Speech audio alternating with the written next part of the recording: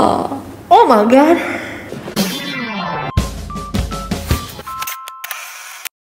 Hey guys, it's Nessie and welcome back. Kalau misalnya kalian belum subscribe ke channel ini, jangan lupa klik tombol subscribe-nya di bawah. Gampang banget, tinggal klik aja. Terutama untuk kalian yang suka belajar fakta, informasi-informasi menarik, terutama yang kayak spilling the tea gitu. Rada gossipy, tapi dikit aja. Yang penting informasinya asli. Video ini adalah part 2 dari skandal-skandal orang kaya di dunia. Sebelumnya di part 1, kita ngebahas beberapa skandal yang membuat kita semua geleng-geleng. Dan bertanya-tanya apakah memang ketika seseorang dititipkan harta yang luar biasa, cobaan mereka itu juga luar biasa besar. Dan apakah skandal-skandal gila mereka berhubungan dengan fakta bahwa mereka adalah orang-orang terkaya dunia. Well, hari ini kita akan melihat beberapa skandal lainnya. So langsung aja, without any further ado, let's get to the list.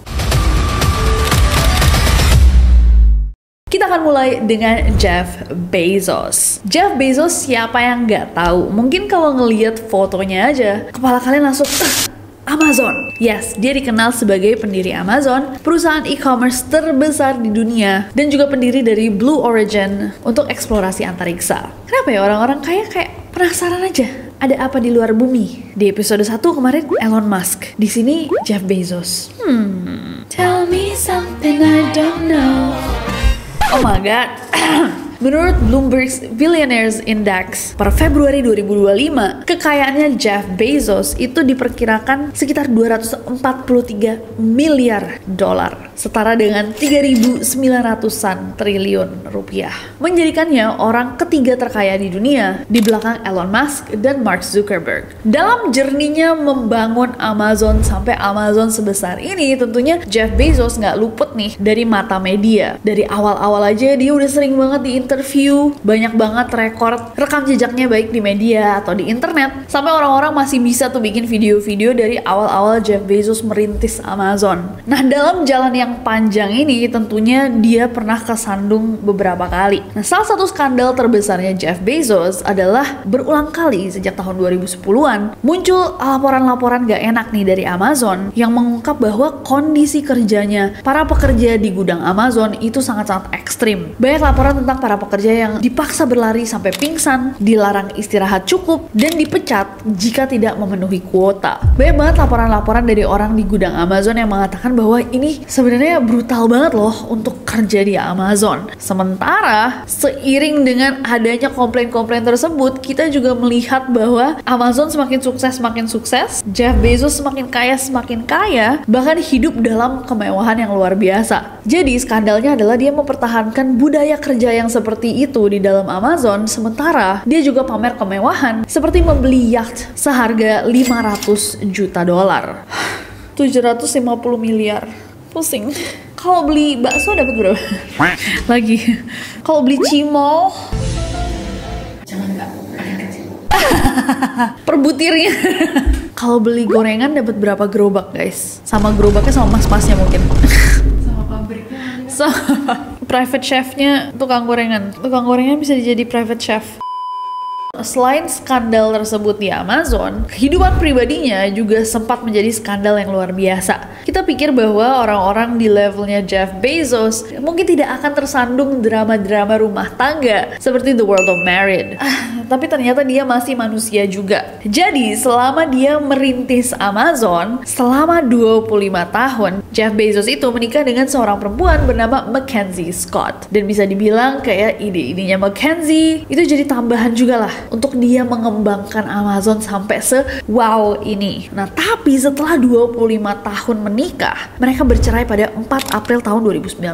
Kenapa? Karena terungkap perselingkuhan Jeff dengan Lauren Sanchez, jurnalis pemenang Emmy, dan ini tuh mulai kebongkar di tahun 2018. Tentunya seperti nonton The World of the Married in real life, banyak banget orang yang marah dan kecewa sama Jeff Bezos karena bisa melakukan itu kepada partnernya selama 25 tahun. Dari Amazon belum menjadi apa-apa sampai Amazon menjadi Amazon. Untungnya setelah perceraian tersebut, harta gono gini yang dibagi itu lumayan banget buat Mackenzie, di mana dia menerima sekitar 4% dari saham Amazon senilai 38,3 miliar dolar atau sekitar 541 triliun rupiah pada saat itu.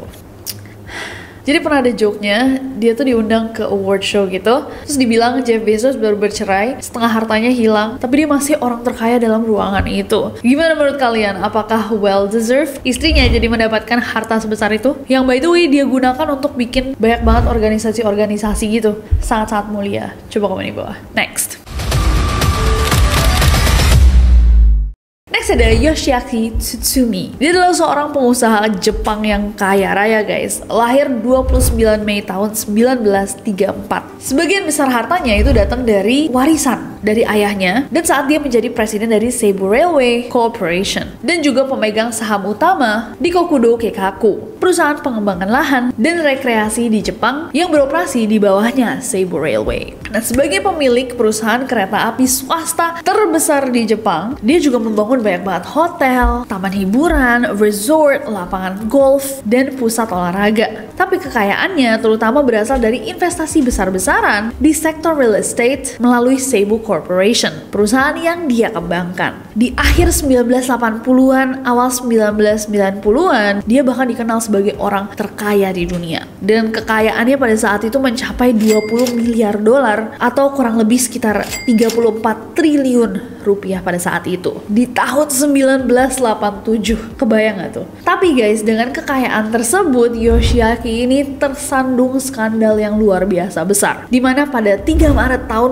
2005, Yoshiaki ditangkap sama otoritas Jepang karena tuduhan sengaja memalsukan laporan keuangan Seibu Railway di tahun 2003. Jadi tuh mereka ngeklaim bahwa Kokudo Keikaku itu cuma memiliki 43,1% dari sahamnya Seibu, padahal mereka punya 64,8%. Padahal aturannya kalau misalkan 10 pemegang saham terbesar di Seibu itu secara total punya lebih dari 80%, sahamnya Seibu akan dikeluarkan dari bursa saham. Jadi dia tricky gitulah biar dia nggak dikeluarin dari bursa saham. Dia menjual 180 juta saham Seibu ke rekan-rekan bisnisnya. Jadi untuk mengurangi sahamnya Kokudo. Jadi simpelnya gini guys, bursa saham itu punya peraturan kan. 10 pemegang saham terbesar di perusahaan kalian itu nggak boleh punya lebih dari 8 bagian. Sementara si Yoshiaki sendiri itu udah punya 6,4 bagian. Dan sisanya itu dimiliki sama teman-temannya sendiri. Nah ini nggak boleh sama bursa saham karena mereka jadi major shareholders, terutama si Yoshiaki. Nah biar nggak ketahuan, Yoshiaki tuh membagi bagian dia menjadi kecil-kecil ke ratusan nama palsu. Seolah-olah bagiannya dia itu dibagi jadi ratusan orang. Padahal semuanya itu punya dia sendiri. Akhirnya ketahuan guys, dan dia pada 27 Oktober 2005 dijatuhkan hukuman penjara 30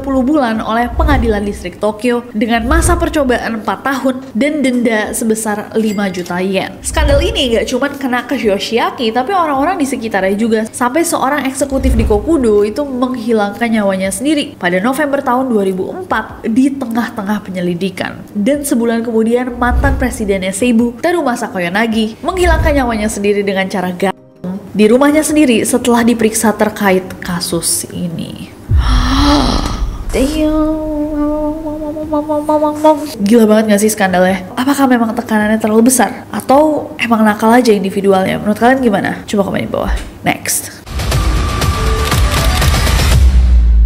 Next datang dari Korea Selatan. Ini adalah skandal keluarga konglomerat Lotte Group. Lotte Group didirikan sama Shin Kyung-ho di tahun 1948 di Tokyo dan diperluas tentunya sampai ke Korea. Kalau misalnya kalian datang ke Korea Selatan itu banyak banget. Mereka punya mall, punya hotel, punya gedung di mana-mana Lotte, terutama di Seoul. Nah, Lotte Group ini adalah perusahaan yang bergerak di berbagai sektor guys. Dari pembuatan permen, minuman, hotel, makanan cepat saji, retail, layanan keuangan, industri kimia, elektronik, teknologi informasi, konstruksi, penerbitan, hiburan, semua deh. Per 2016, kekayaan bersih dari Shin Kyung-ho itu diperkirakan mencapai 234 juta dolar. Estimasi kasarnya, Lotte Group itu memiliki lebih dari 17 triliun rupiah guys. Tapi itu nggak bisa dipastikan sih, karena nggak ada data yang dibuka secara umum. Aku takar sih sebenarnya jauh lebih tinggi ya daripada itu. Anyways, di tahun 2011, Shin Kyung-ho itu menyerahkan kendali operasional dari Lotte Group kepada putra keduanya, Shin Dong-bin.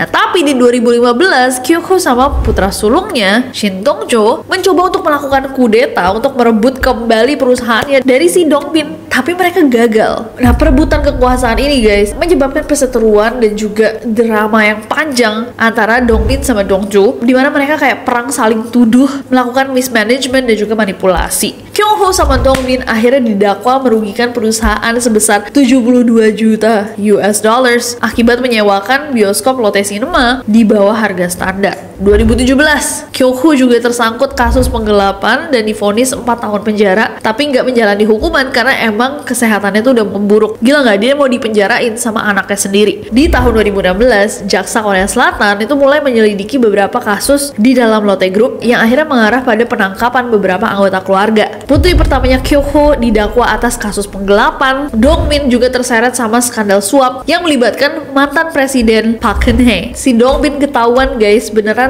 menyuap orang kepercayaannya presiden dengan donasi sebesar 7 miliar won atau 6,4 juta dolar atau sekitar 102 miliar rupiah. Sebagai imbalan, dia meminta izin untuk menjalankan bisnisnya yang duty free, toko yang menjual barang tanpa pajak dan PPN. Dan itu tuh terkenal banget loh, Lotte duty free di Korea. Akibatnya Dongbin dijatuhi hukuman penjara 2,5 tahun di tahun 2018. Perebutan kekuasaan itu nggak selesai di sini. Semakin rumit dengan kehadiran istri ketiganya Kyung-ho, So Mi-kyung, yang juga terlibat dalam persaingan atas kendali perusahaan. Sumpah aku ngerasa kayak aku lagi nge-review film, kayak drama gitu. Tapi ini real life. Mi-kyung sama putrinya Shin Yumi memiliki saham terbesar di Lotte Holdings, 6,8%, mengungguli Kyung-ho dan kedua putranya. Nah, Mi-kyung itu diduga dapat sahamnya ya tentu aja ditransfer sama Kyung-ho yang dituduh untuk menghindari pajak sebesar 30 miliar won. Selain itu, diduga juga Kyung-ho mendapatkan keuntungan ilegal sebesar 77 miliar won dari operasi toko permen di bioskop Lotte. 77 miliar won sekitar 880 miliar rupiah. Bener nggak tuh hitungannya? 871,8 miliar. Tuh kan? Hebat. Damn. Jualan permen ya? Memang harga bioskop itu harga sultan sih, dimanapun kayaknya di dunia. Berapa data terakhirnya di tahun 2019 kekayaan Lotte Group? 86,3 miliar dolar Atau? setara 1.220 triliun rupiah. The woman was too stunned to speak. Itulah. Gak mungkin soalnya 3 triliun. Tapi itu kan Kyung-ho-nya ya. Tapi gak mungkin 3 triliun juga, aku gak yakin. Masa bisnisnya 1.000 triliun dia 3 triliun? Naik kuda kali dia. Oke, gila sih K-drama worthy. Mungkin ada sih K-drama yang terinspirasi sama keluarga mereka. Ada nggak? Coba pecinta K-drama komen di bawah. Next. Next ada skandalnya Mike Ashley dari UK. Mike Ashley ini adalah pendiri dari Sports Direct dan juga pemilik dari Newcastle United dengan kekayaan sekitar 3 miliar dolar. Kaya guys, buat individual kayak luar biasa ya. Nah tapi di tahun 2015 sampai 2016 ada investigasi yang mengungkap bahwa kondisi bekerja di Sports Direct itu lumayan parah. Terutama di gudangnya Sports Direct yang di Shirebrook. Para pekerja melayangkan komplain bahwa pekerja-pekerjanya itu dibayar di bawah upah minimum, dihukum kalau ada yang istirahat singkat pun dihukum, dan mereka bilang bahwa mereka merasa diperlakukan seperti ternak dengan penggeledahan tubuh yang agresif. Another break? Yes. Do I have to stay in the warehouse? Yes. Yeah? Yes. You need to go on. The best thing you can go on the canteen on Yeah, UNC. I can't go outside. No. I can't leave the warehouse. Yeah, no. It's impossible. Yeah. Because you need to scan the finger, so it's impossible to. You need to stay all the time on the warehouse. If you have some problem, or you need to go outside on the car or something like that, you need to go with that. Dan keluhan ini ada selama bertahun-tahun. Mike Ashley itu menghiraukannya. Jadi ya mereka mencoba untuk memaksimalkan keuntungannya dengan mengeksploitasi pekerja kelas bawah, tapi juga tidak memberikan mereka hak-hak yang mereka mestinya dapatkan. Nah setelah berita ini akhirnya ramai ke publik, orang-orang menaruh dia di spotlight, baru dia minta maaf. Bahkan dia bersaksi di parlemen tahun 2016 bahwa dia akan memperbaiki kondisi kerja di Sports Direct. Have things come as a shock? Some things have come as a bit of an unpleasant surprise, yes. Could you tell the committee what those unpleasant surprises are? Well, as I said, it was the first thing that I looked at was the bottleneck, and that wasn't our best ever day. Could I also ask, in terms of the allegations that were made in December Yeah. About searches, and you're talking about bottlenecks, Yeah. do you accept that the company was effectively paying workers below the minimum wage? On that specific point, for that specific bit of time, yes. And you've now addressed that? I hope so, yeah. I'm not there 24 hours a day, 7 days a week. I can only, what's the word, encourage and say, we cannot have a system where we have 10 times more people than was ever envisaged for Unit A. Tapi ya udah terlambat karena reputasinya telah ternoda dan orang-orang tahu bahwa komplainnya tuh udah ada bertahun-tahun. Dia sendiri yang memilih untuk mengabaikannya. Gimana menurut kalian? Next.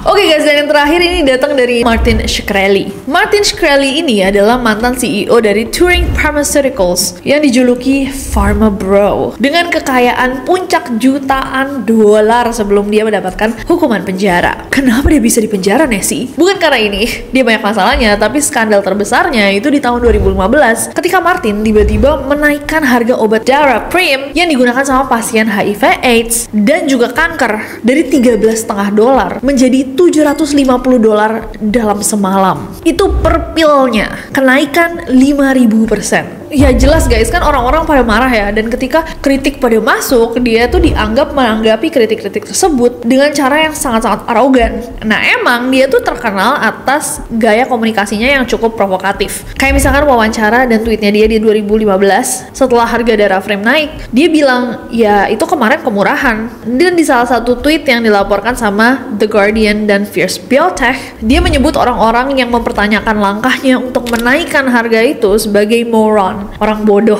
Nah, salah satu insiden itu ketika Shkreli ini berdebat sama seorang pengguna Twitter tentang dampak kenaikan harga obat pada pasien, dan dia bilang, kenapa aku jadi manggil dia Shkreli? Martin bilang gini, kira-kira, ya hanya orang bodoh yang tidak mengerti bahwa ini untuk keuntungan dan penelitian. Jadi intinya dia bilang bahwa ya harganya naik biar uangnya bisa kita gunain untuk melakukan penelitian untuk obat-obat yang lebih canggih gitu. Dalam wawancaranya bersama Bloomberg pada 21 September 2015, Martin malah menyebut orang-orang yang ngeritik dia sebagai orang-orang yang tidak paham ekonomi, diperkuat dengan tweet-tweet dia yang bilang kayak, if you don't get it, you're not worth my time. Kalau kamu nggak ngerti, ya kamu nggak layak dapat waktuku. Dia juga dianggap memiliki nada meremehkan yang dia gunakan saat ngomongin aktivis. Jadi aktivis HIV/AIDS pada saat itu kan pada marah bilang kayak, ini kasihan orang-orang pasien-pasien HIV/AIDS, harga obatnya kemahalan, mereka nggak bisa beli lagi, sebelumnya masih bisa. Dan ini nggak bisa dibenarkan nih, menaikkan harga dalam semalam 5.000%. Dan Martin menanggapi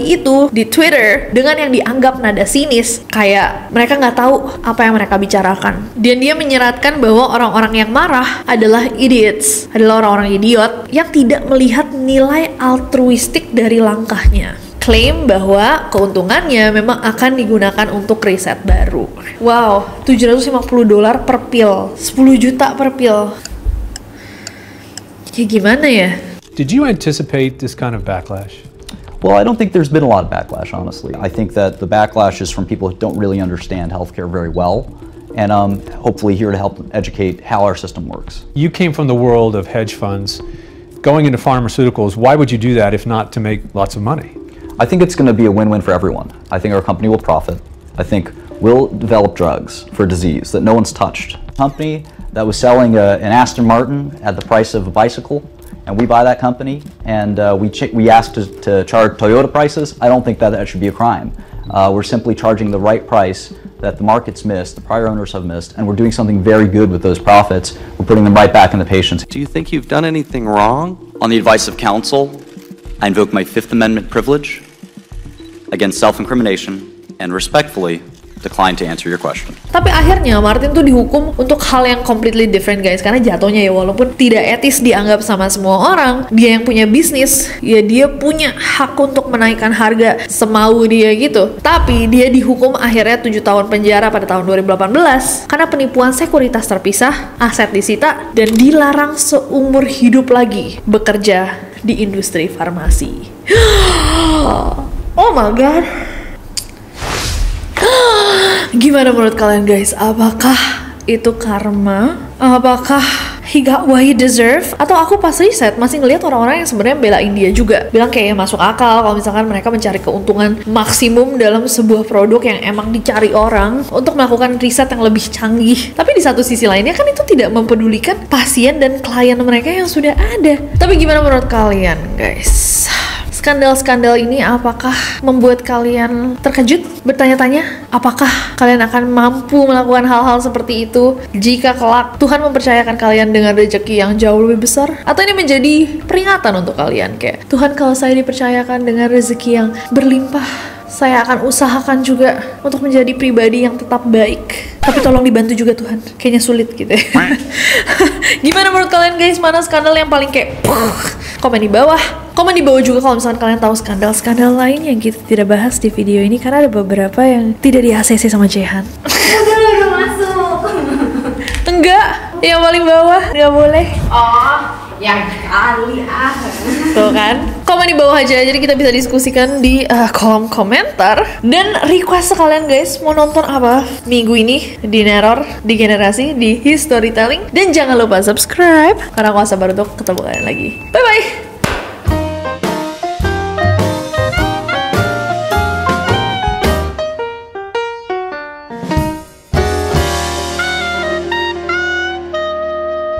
It's Nasi and welcome back. Next ada Yoshiaki Susumi. Next ada kondisi sorry, kenapa aku jadi manggil dia Skrelly ya? Siapa namanya? Martin. Para pekerja melayang